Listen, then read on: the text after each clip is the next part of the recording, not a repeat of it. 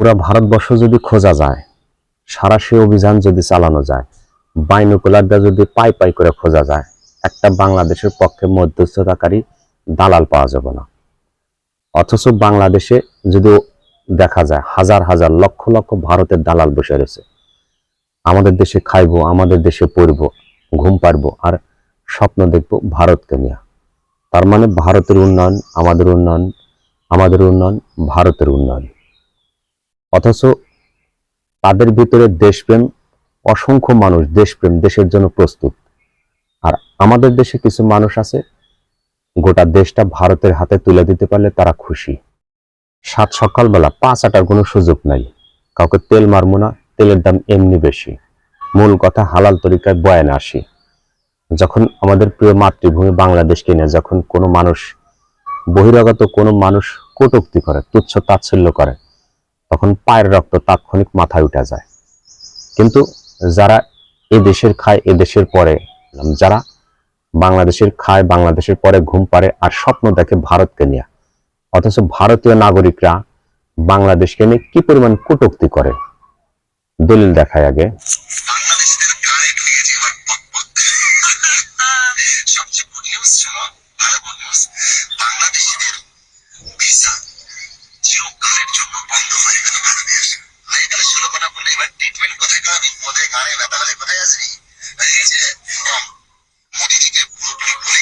বাংলাদেশ যদি চুলকানি করে তোমরা সাইজ করো না, আমাকে দেখা, আমাকে বলার কোনো দরকার নেই, আমি দেখবো না, তোমরাই দেখো। আর একটা কথা, বর্ডার এই মুহূর্তে একদম সলিড ভাবে সিল হতে চলেছে। বিএসএফ জামানটা কড়া নিরাপত্তা, সেখানে সমস্ত কিছু প্রোভাইড করে দিয়েছে, কোথায় কি লাগাতে হবে না লাগাতে হবে, মেশিন টেশিন সব রেডি হয়ে গেছে, একটা পোকা পর্যন্ত ভারতে ঢুকতে পারবে না। বাংলাদেশিদের গানে পক পক, এই কথাটার মানে কি? আব্বে साला तू आर्मी में नौकरी कर रहा है, तेरा जबान इतना गंदा क्यों है? हम लोग मालूम है जो इंडियन आर्मी में नौकरी कर रहा है उनको जबान बहुत अच्छा होता है। ओ अभी समझ गया, तेरा जबान इतना गंदा क्यों है? तेरा माँ ने हावड़ा स्टेशन में था और उसी रात में स्टेशन से जितना आदमी आया गया उसी से तू पैदा हुआ, इसीलिए तेरा जबान से ऐसा गंदा गंदा बात, क्योंकि तो उसी टाइम तू पैदा हुआ। কোনো বাংলাদেশিকে গালি দেওয়ার আগে একবার ভাবা উচিত। হাতের আঙ্গুল 5টা সমান না, একটা ছোট একটা বড়। অসংখ্য মানুষের মধ্যে কোনো মানুষ খারাপ হতে পারে, কোনো ভালো মানুষ হতে পারে, কিন্তু একটা দেশকে নিয়ে কখনোই গালি দেওয়া উচিত না।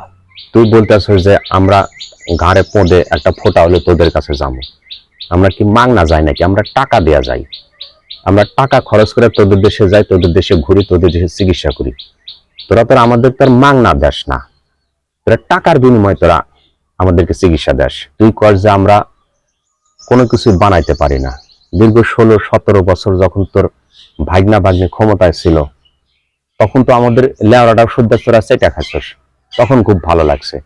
এখন তোর ভাগনা ভাগ্নে আত্মস্বজন আর ক্ষমতা নাই, তোরা আমাদের দেশ থেকে রেমিটেন্স পাঠাইতে পারস না, যার কারণে তোরা এত নারাজ।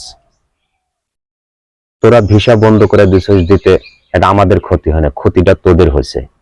আবে শালা গান্ডু, তুই আবার দেখ ইন্ডিয়ার কতটুকু পড়ছে কিনা পশ্চিমবাংলা মানুষের অনেকটাই পড়ছে। কলকাতা, আমাদের এই বনগা, আমাদের এই টোটাল পেট্রাপোল বর্ডারে যত মানুষ আছে, যত দেখছেন, সবাই কিন্তু আমরা এখানে বাংলাদেশের উপরেই নির্ভর। তারা না আসলে দুটো পয়সা তো ঘরে তো নেওয়া যায় না, বাচ্চা বউ বাচ্চাগুলো সবাই আছে। তো সেই হিসেব করে দেখতে গেলে সত্যি কথা বলতে অর্থনৈতিক অবস্থা খুবই খারাপ, কেউই শান্তিতে নেই ওই গন্ডগোল হওয়ার পর থেকে। এখন দেখা যাক ওপর মহলের ব্যাপারে বা কবে এগুলো চালু হয়, যত সম্ভব চালু হলে মানুষগুলো বাঁচবে। অনেক সময় ধরে এখানে বসে আছি, একটা প্যাসেঞ্জার নেই, ইনকাম পত্র খুব খারাপ, কিভাবে চললে কিভাবে চলবে, আমাদের তো খুবই অবস্থা খারাপ। বাড়ি বউ বাচ্চা আছে, তাদের নিয়ে সংসার চালানো, পড়াশোনা, বাচ্চাদের খুবই অবস্থা খারাপ। আমাদের 20,000 লোকের রুটি রুজি ডেইলি মার খাচ্ছে তারা। ভিসা যদি ছাড়ে আমাদের ব্যবসা আছে, আর যদি ভিসা যদি না ছাড়ে আমাদের কোনো ব্যবসা নেই। এই বর্ডার অঞ্চলে কয়েক হাজার, কয়েক লক্ষ লক্ষ লোক না খেয়ে মারা যাবে। যদি ভিসাটা ছাড়ে তাহলে মানে হাজার হাজার যে লোক বেকার আছে তাদের অন্তত আরে শালা বোকা সোদা, কানা সোদা, সংবাদগুলোকে তোর চোখে পড়ে না? তুই যে আমাদেরকে বলস বাংলাদেশের ঘাড়ে পোঁদে একটা ফোড়া হলে আমরা যাবো, আমরা না যাওয়ার কারণে দেখ তোদের অবস্থা কি। আর এই জন্য একে অপরের প্রতি নির্ভরশীল। শুধুমাত্র গত কয়েক মাস আমরা তোদের দেশে যাই নাই, তোদের দেশে পা রাখি নাই। আর এটা না যাওয়ার কারণে তোদের অসংখ্য প্রায় 20 লক্ষ মানুষ রুটি রোজগারের পেটে লাথি মারা হয়েছে। বান্দারিপুত, হরিপুত, এই সংবাদগুলোকে তুই দেখোস? তুই তো থাকোস বর্ডারে পড়ে থাকোস, বর্ডারে ঘুম পাড়োস, বর্ডারে খাস।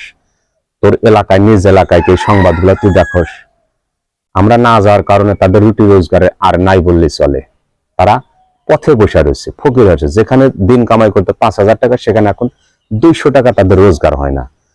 বান্দারপুত, হরিপুত, গোলামের পুত, এই সংবাদগুলোকে তুই দেখোস? আর তুই সোশ্যাল মিডিয়ায় এসে বড় বড় কথা কস, বাংলাদেশিদের ঘাড়ে পুঁডে ব্যথা হলে আমাদের দেশে আসবে। চিরকালের জন্য ভিসা বন্ধ করে দেওয়া হয়েছে, চিরকালের জন্য ভিসা বন্ধ করেছে। তাতে কি হয়েছে? এক দরজা বন্ধ হলে হাজারো দরজা খোলা আছে। কিন্তু তোদের অবস্থা কি? যে ভাইগুলা, কলকাতার ভাইগুলা যেভাবে আত্মনাদ করতেছে, বান্দারপুত, গোলামের পুত, এই ভিডিওটা কি তোর চোখে পড়ে না? আর তুই সোশ্যাল মিডিয়ায় সব বয়ান দাস, বাংলাদেশিদের পুঁডে ঘাড়ে ব্যথা হলে ইন্ডিয়ার আসতে পারবে না। ইন্ডিয়া কি আছে? ইন্ডিয়াকে রেসপেক্ট করি, তোদের দেশে রেসপেক্ট করি, সম্মান করি, মহব্বত করি। কিন্তু এর মানে এই না যে তুই অশ্লীল কথা বলবি, তোকে আমাকে সম্মান করতে হবে। আর বেটা, তুই তো, তোর পরিবার তো হাওড়া স্টেশনে আসছিল। হাওড়া স্টেশনে যতগুলো লোক আইসে গেছে, ওই সময় তুই পয়দা হচ্ছিস। আর যার কারণে তুই এই ধরনের একটা মন্তব্য করিস বাংলাদেশকে নিয়ে। আমরা তোদের দেশকে নিয়ে কখনো খারাপ মন্তব্য করি না। তোরা আমাদের পাশের দেশ, আমরা একে অপরের বন্ধু, ভাই ভাই। কিন্তু তোরা যত মন্তব্য করবি, আমরা তত মন্তব্য করবো। তোরা তো রোহিঙ্গার মতো এক ঘরে হয়ে আসিস। তোদের সাথে ভালো বন্ধুত্ব কার আছে? একমাত্র ভালো বন্ধুত্ব তোর সেই বাবা ইসরায়েল আছে। তাছাড়া তো আর তো কোনো ভালো বন্ধু নাই তোদের সাথে। তোদের ব্যাকের সাথে তোদের বাধা। তোদের এত ক্রিয়া, এত কিলবিল করে কেমনে? এই সমস্ত কথা বাদ দেয়া একটু ভালো ধরনের কথা কয়। মানুষ তোদেরকে সম্মান করবো, তোদেরকে মর্যাদার চোখে দেখবো। 250 ইন্ডিয়ান সৌদি আরবে তোরা ভিক্ষা করতে গিয়ে ধরা পড়ছিস। আর আমরা, আমাদের কথা, আমরা ফকির না, আমরা পরিশ্রম করে খাই। তোদের মতো টাকা খরচ করে বিদেশ যা ভিক্ষা করে আমরা খাই না। আমি আমার দেশকে সম্মান করি। আমার দেশকে না যদি আর দ্বিতীয়বার আরেকবার কথা কস, এর চাইতে বাজে ভিডিও তোর জন্য বানাবো। শুধুমাত্র এই ভিডিওটা তোর জন্য।